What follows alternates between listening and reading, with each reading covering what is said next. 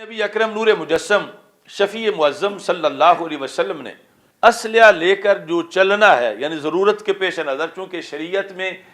اسلحہ کا استعمال سیکھنا، اس کے بھی فضائل بیان کیے گئے۔ وَأَعِدُّوا لَهُم مَّا اسْتَطَعْتُم مِّن قُوَّةٍ، کہ جتنی تم قوت تیار کر سکتے ہو باطل کے خلاف وہ تیاری کر کے رکھو۔ اور پھر جو تیر اندازی ہے اس کے خصوصی فضائل بیان کیے گئے، اور تیر اندازی سیکھنے کے بعد بلانے کو اتنا بڑا جرم قرار دیا گیا، جس طرح کے یعنی اسی لسٹ میں جہاں کوئی قرآن حفظ کر کے بلاتا ہے تو ساتھ جو ہے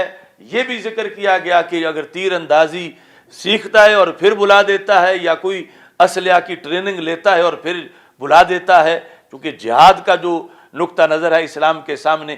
تو اب اسلحہ پاس رکھنے پر تو پابندی نہ لگائی، لیکن رکھنے کا طریقہ بھی بتایا۔ تو ہمارے آقا صلی اللہ علیہ وسلم ارشاد فرماتے ہیں، حضرت ابو موسیٰ اشعری رضی اللہ تعالی عنہ نے روایت کیا، اذا مر احدکم فی مسجدنا، تم میں سے جب کوئی ہماری مسجد میں سے گزرے،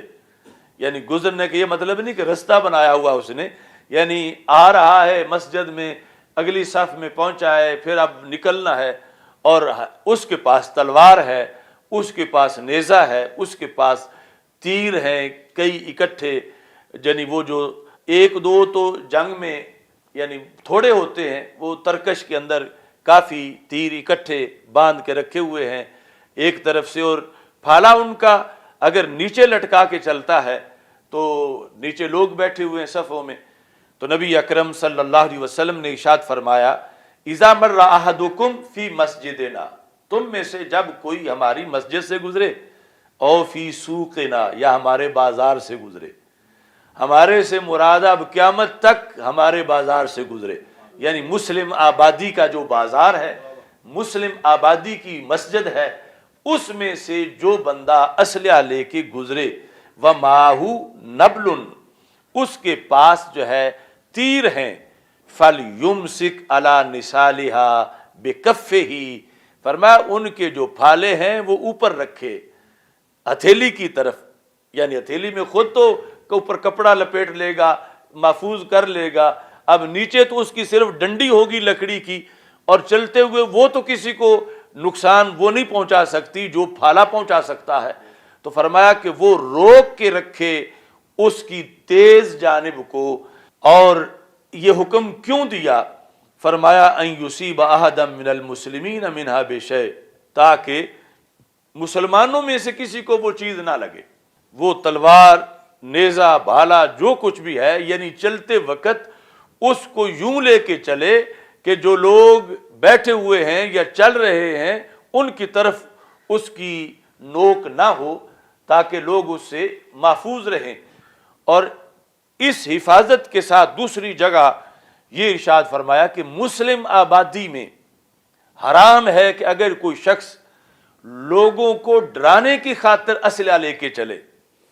یعنی سیکورٹی کے لیے، اپنی حفاظت کے لیے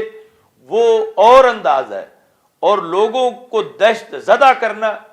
جس طرح اب پیچھے کئی دہشت گرد تنظیمیں یا یہ معاملہ تھا کہ ان کا کام ہی صرف یہ کہ لوگوں کو دہشت زدہ کیا جائے، مثلا چوکوں میں لوگوں کو ذبح کر رہے ہیں یا اپنے اسلحے کی یوں نمائش کر رہے ہیں۔ تو رسول پاک صلی اللہ علیہ وسلم نے فرمایا کہ مسلمانوں کو دہشت زدہ کرنا، گھبراہٹ میں لانا، یہ بھی جرم ہے کہ مسلم آبادی کے اندر کوئی گھبرائے نہیں، کوئی دہشت زدہ نہ ہو، کوئی وہاں پر خوف و ہراس کا ماحول نہ پیدا کیا جائے۔ تو اسلحہ کے لحاظ سے جہاں یہ حکم دیا کہ تم استعداد حاصل کرو، تیاری کرو، اور وہاں یہ احتیاطیں بھی بتائیں نبی اکرم صلی اللہ علیہ وسلم نے، اور پھر یعنی جو عام گزرگاہ ہے، چلنے کی جگہ ہے، وہاں سے جس وقت کوئی لے کے گزر رہا ہے تو رسول اکرم صلی اللہ علیہ وسلم کو یہ فکر ہے کہ یہ کہیں کسی کو چیز لگ نہ جائے، تو فرمایا کہ یہ تمہارا ذمہ ہے کہ وہ لوہے والی جو سائڈ ہے اس کی جو لگ سکتی ہے وہ اوپر رکھو اپنی طرف، تاکہ وہ اور کسی کی طرف اس کا رخ نہ ہو، تاکہ اسے اس سے تکلیف نہ ہو سکے۔